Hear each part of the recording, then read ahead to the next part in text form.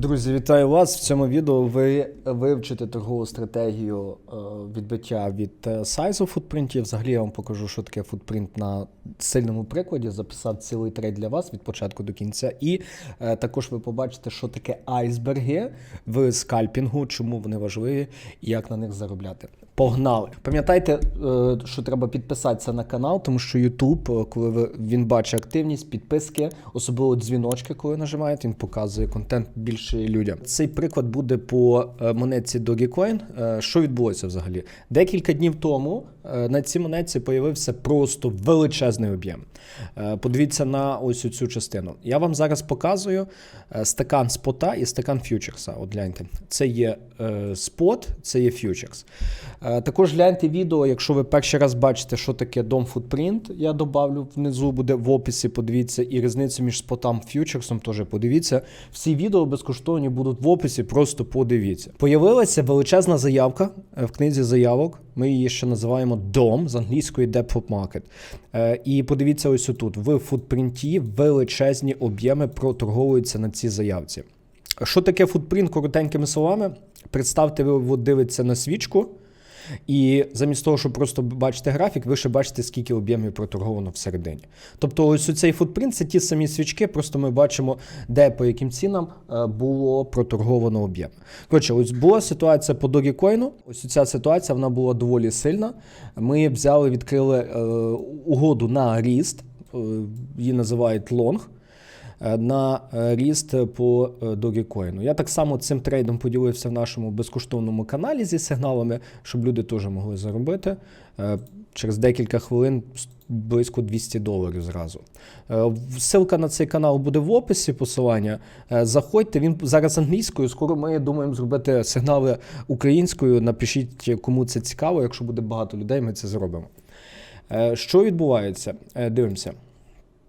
Появляється ось оця величезна заявка, і бачите, ось отут, що відбувається? Хтось старається її продавити вниз, пробити. Ось оце для вас буде приклад айсберга. Давайте я чуть промотаю, і ви зараз побачите, що відбувається. Це я відкривав калькулятор, рахував, скільки об'єму було проторговано прямо по тому рівню. Бачите, ми з вами відкрили, коли я вам відкрив відео, що було? Було ось оцих 17 мільйонів,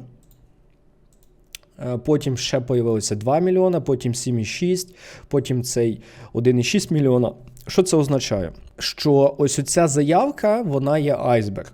Чому? Тому що хтось виставив на купівлю 10 мільйонів монеток по Dogecoin на споті, а ціна не провалюється, навіть якщо хтось продає більше.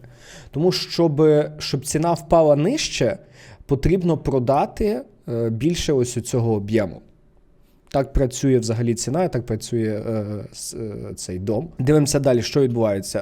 Паралельно ми відкриваємо угоду на ріст на фьючерсі, як бачите ось тут. Ми відкриваємо, стоп-лосс був невеличкий, 0,3%, і take profit перед наступним рівнем. Чому ми відкрили угоду на фьючерсі? Тому що на фьючерсі ми можемо заробляти, використовуючи плече. І друге, ми можемо заробляти як на рості, так і на падінні. Тому трейди ми використовуємо на фьючерсах, а великі об'єми можуть бути і там, тобто це не є принципово для нас. Головне, щоб вони були і ціна їх реально врахувала. Йдемо далі. Дивимося, що відбувається. Дивіться, далі наливають цю заявку. Подивіться, цю заявку ще налили. Додатково 6 мільйонів і 12 мільйонів. І вона не продавилася. Це вам приклад того, що таке айсберг. Тобто хтось викупляє усе, що може. Ще 11 мільйонів. Давайте дивимося, скільки взагалі в загальному тут буде налито. 3 мільйони 700 тисяч. Тобто, бачите, друзі, в загальному я як рахував, то приблизно мільйонів 70-80 вже було проторговано по цьому рівню. Що далі відбувається? Бачите, далі ціна робить ріст.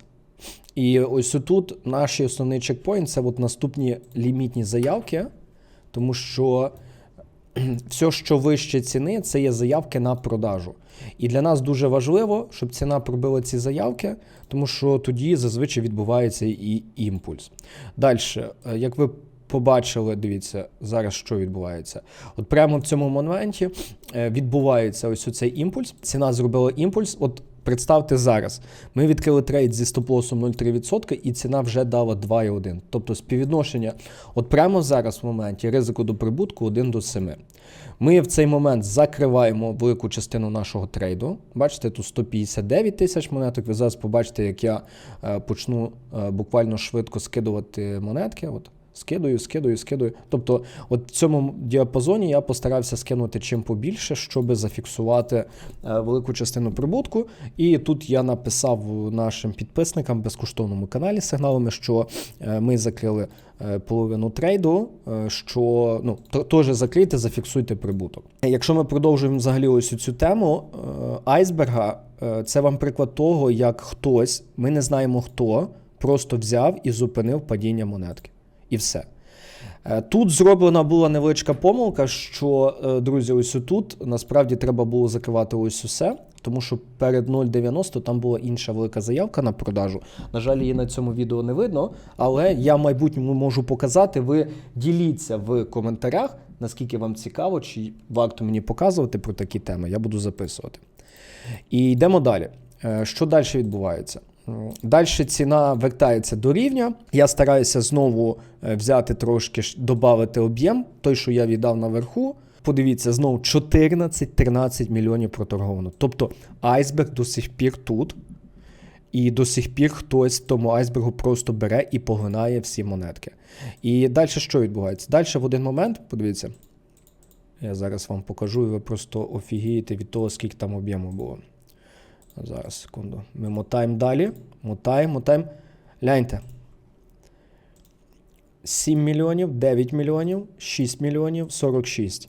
Тобто ми буквально перед ростом казали, що ось тут вже було проторговано десь мільйонів 80. І тільки зараз на цьому скріншоті ти вже бачиш мільйонів 70.